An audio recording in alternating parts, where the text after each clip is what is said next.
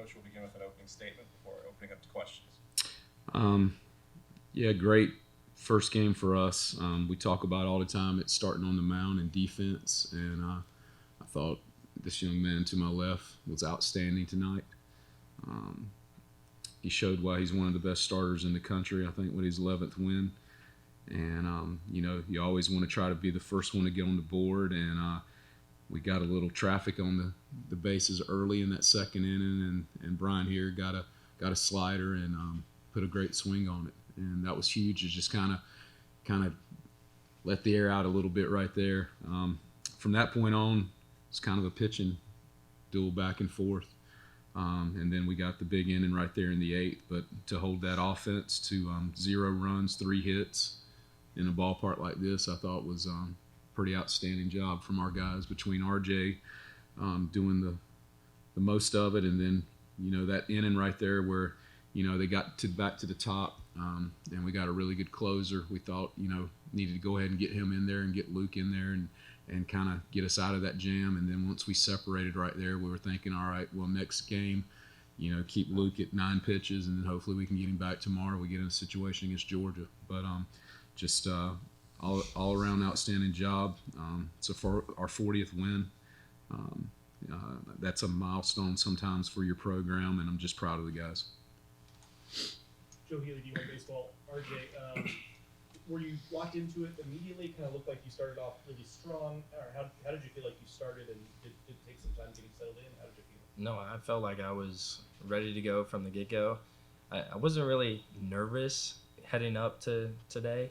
I felt like I've been here before, essentially. This is what I've been waiting for ever since I got back from Tommy John. So I felt like right from the get-go, pound the strike zone, let my defense work for me, and that's exactly what I did. You guys, Chad, from the Atlanta Journal-Constitution. RJ, what was your scouting report on Tech to be able to hold them to 0 runs? Today was get ahead 0-1, and then as you get ahead 0-1,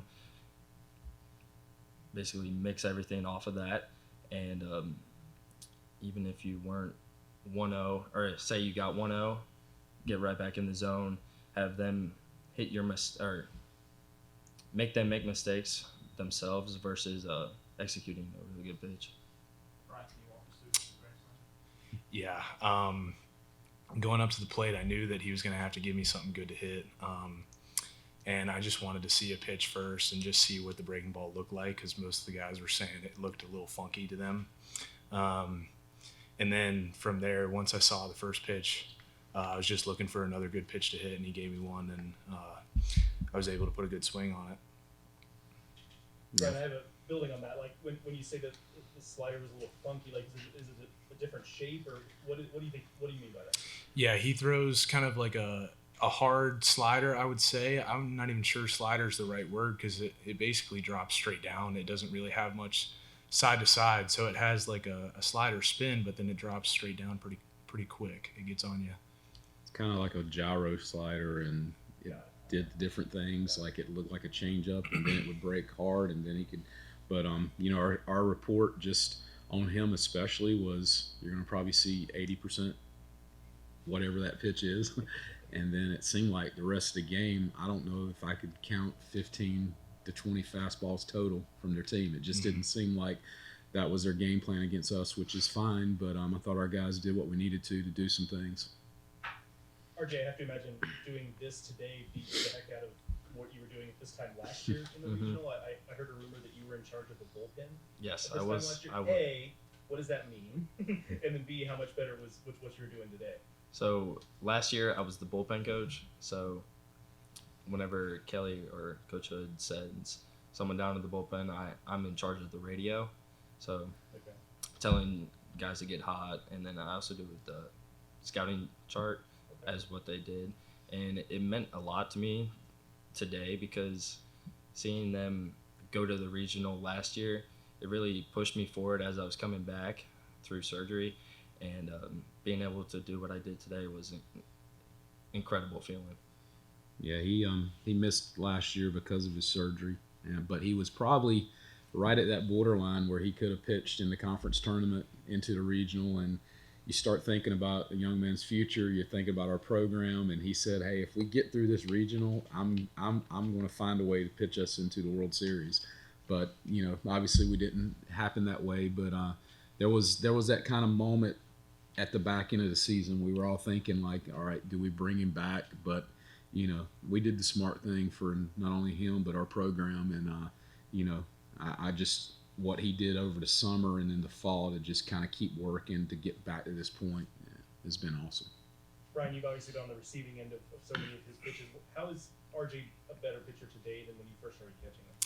Yeah, today all of this stuff was working really well, from the cutter to the 12-6. Everything was in the zone, moving well off each other, and because of that, a lot of their guys they couldn't really pick up what was coming or put good swings on them. They were swinging over a lot of pitches and getting down in counts pretty early.